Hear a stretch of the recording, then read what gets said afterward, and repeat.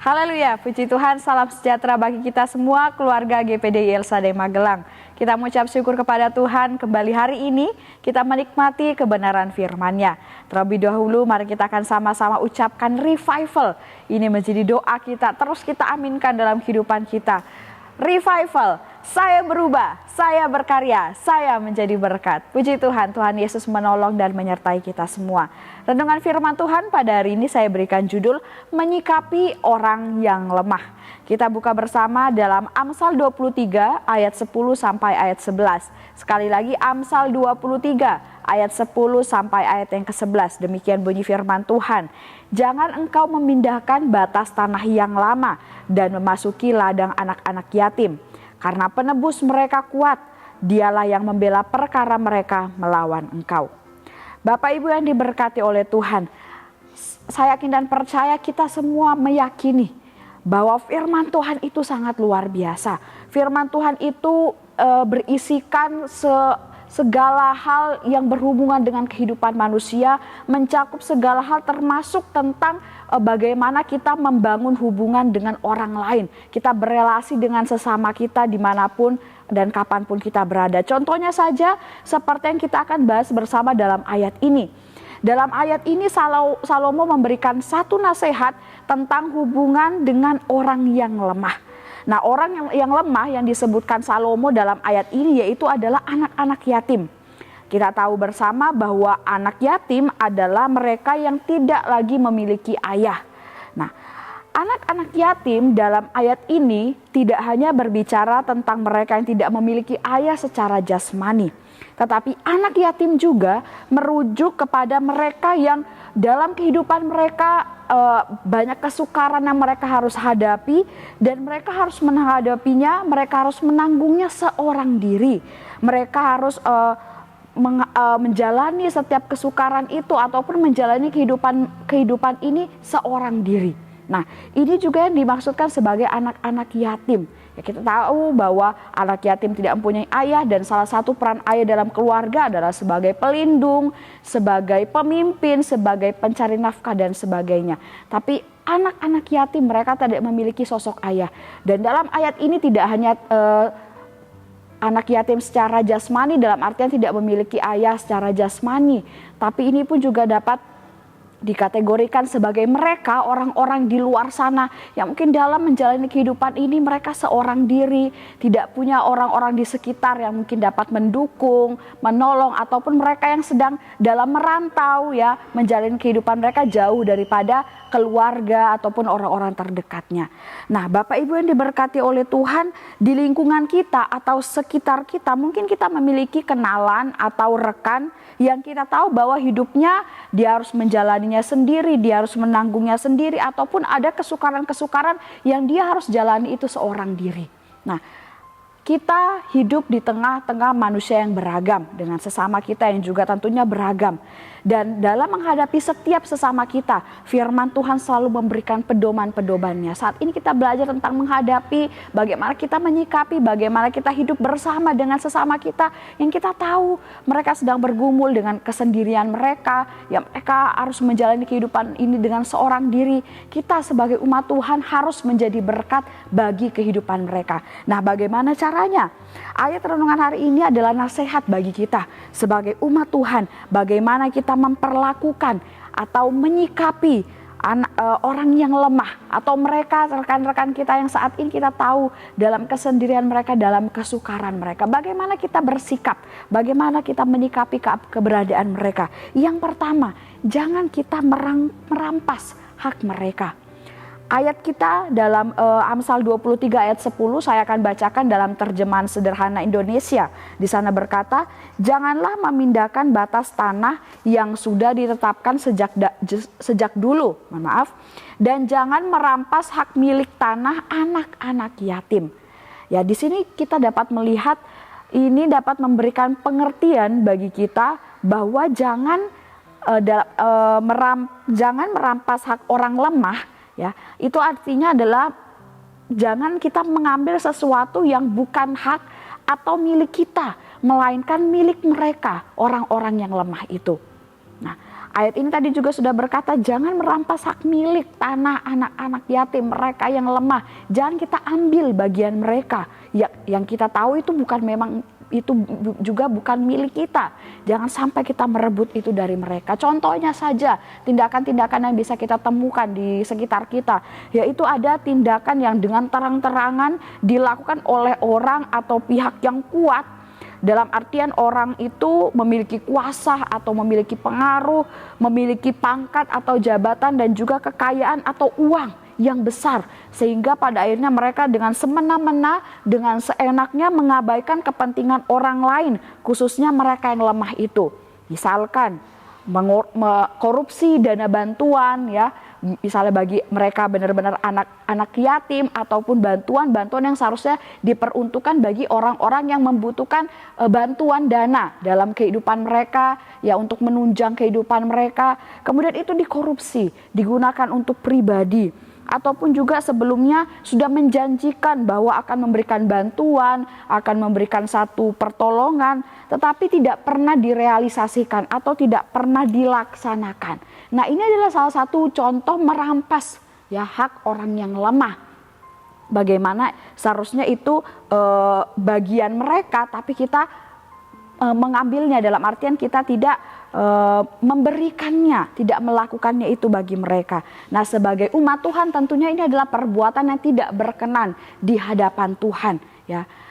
Ini adalah perbuatan yang tentunya juga Tuhan tidak akan senang jika kita sebagai umat Tuhan melakukannya. Walaupun kita punya kuasa, walaupun kita punya kekuatan, kita bisa melakukan apa saja, ya, dengan pangkat kita, dengan kekayaan kita dan lain sebagainya. Tapi mari kita mau belajar dari firman Tuhan, jangan sampai kita menjadi pribadi yang merampas, ya, milik orang lain, hak orang lain, khususnya kepada mereka orang-orang yang lemah, orang-orang yang benar-benar membutuhkan. Kemudian kita juga harus melihat bagaimana sikap kita dalam menghadapi orang-orang yang lemah, yaitu kita juga harus bertindak adil kepada mereka. Banyak kejadian di mana orang yang lemah dianggap remeh, dipandang sebelah mata, dikesampingkan, dikucilkan dan lain sebagainya. Bagi mereka yang orang-orang yang menganggap dirinya lebih kuat, orang yang tadi sekali lagi memiliki kekuasaan, memiliki pangkat dan lain sebagainya, orang-orang tersebut dengan gampangnya mereka menindas dan merugikan orang lain, khususnya orang yang lemah tadi. Misalkan dalam suatu peristiwa yang harus diadili, ya, orang yang lemah mereka tidak diberikan kesempatan untuk membela diri mereka atau menyampaikan kesaksian mereka. Kemudian bisa juga orang-orang yang lemah ini kemudian semakin disalahkan, semakin dituduh, dan pada akhirnya mereka yang harus menerima hukuman dan lain sebagainya. Ataupun ada juga orang-orang di mana mereka yang lemah ini, ya, karena ada pihak yang tahu, dia hanya hidup seorang diri, dia lemah, dia tidak punya kuasa dan lain sebagainya. Kemudian orang tersebut dituduh, difitnah, kemudian dituduhkan hal-hal yang jahat yang sebenarnya dia tidak lakukan, yang sebenarnya itu tidak benar-benar terjadi, sehingga pada akhirnya orang yang lemah tersebut dikucilkan oleh orang lain, dipandang buruk oleh orang lain dan sebagainya. Nah, ini adalah satu perbuatan yang tidak berkenan di hadapan Tuhan, dan ini adalah perbuatan ketidakadilan. Dan kita belajar dari firman Tuhan hari ini, mari kita mau bertindak adil.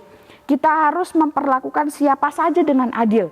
Jika kita tahu mana yang benar, maka itulah yang harus kita bela. Ya, walaupun yang harus kita bela yang benar adalah pihak yang lemah, orang yang mungkin tidak mempunyai apa-apa, tidak mempunyai kekuasaan, tidak punya kekayaan dan lain sebagainya. Tapi jika dia adalah pihak yang benar, mari kita mau bela, ya, segala sesuatu yang benar. Kita harus bijak dalam bergaul dan menghadapi orang-orang di sekitar kita, sehingga kita tahu bagaimana kita harus memperlakukan mereka, ya, dengan adil, dengan bijak, dan juga dengan baik, dengan sopan dan juga dengan ramah.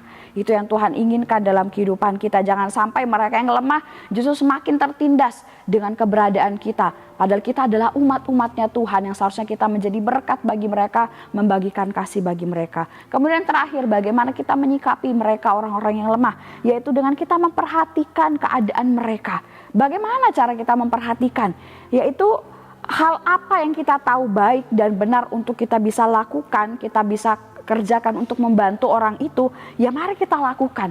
Inilah caranya kita memperhatikan keadaan orang lemah tersebut.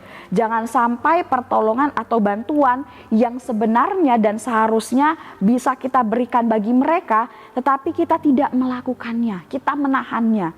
Firman Tuhan berkata dalam Yakobus 4 ayat 17, yaitu jadi jika seorang tahu bagaimana ia harus berbuat baik, tetapi ia tidak melakukannya, ia berdosa.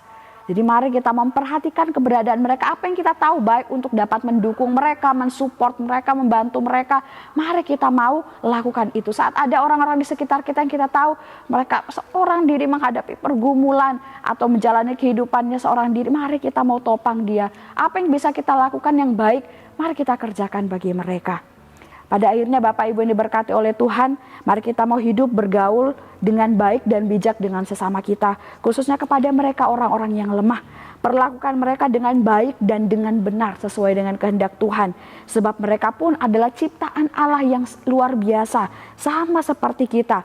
Dan Allah juga akan senantiasa juga membela keberadaan mereka. Walaupun mereka orang yang lemah. Tapi justru karena mereka orang yang lemah, Tuhan akan memberikan perhatian yang luar biasa bagi kehidupan mereka, ya. Oleh sebab itu kita juga harus memperhatikan mereka, dan Tuhan pun juga akan menyatakan perhatiannya, pembelaannya juga bagi kita saat kita juga berbagi kasih kepada orang yang lemah. Puji Tuhan, Tuhan Yesus memberkati kita semua melalui kebenaran firman Tuhan pada hari ini. Terlebih dahulu kita akan sama-sama menghafalkan ayat hafalan kita yang terdapat di dalam Amsal 23 ayat 10 sampai ayat yang ke-11. Sekali lagi, Amsal 23 ayat 10 sampai ayat yang ke-11. Demikian bunyi firman Tuhan.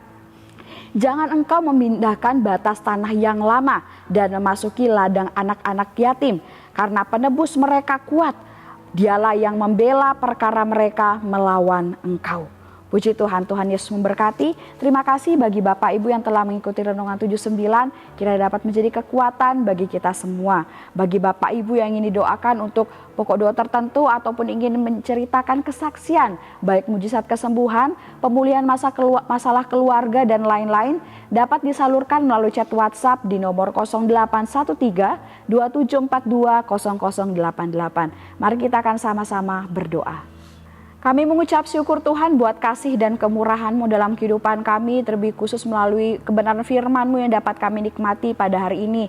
Firman-Mu mengajarkan kami untuk bagaimana kami juga dapat memperhatikan setiap orang-orang di sekitar kami, membagi kasih kepada mereka, khususnya kepada mereka orang-orang yang lemah. Kami pun harus dapat bersikap dengan baik dan benar bagi mereka Tuhan, karena kami ingin hidup kami menjadi berkat bagi setiap orang, dan terlebih khusus bagi mereka orang yang lemah, orang yang membutuhkan banyak pertolongan dan perhatian. Tolong kami Tuhan, pakai kami untuk dapat menjadi alat-Mu, untuk dapat memberkati kehidupan mereka orang-orang yang lemah di luar sana, sehingga kiranya nama Tuhan semakin dipuji dan dipermuliakan melalui setiap keberadaan kami. Terima kasih Tuhan, Kau memberkati setiap jemaat Tuhan yang ada di GPD LSAD Magelang.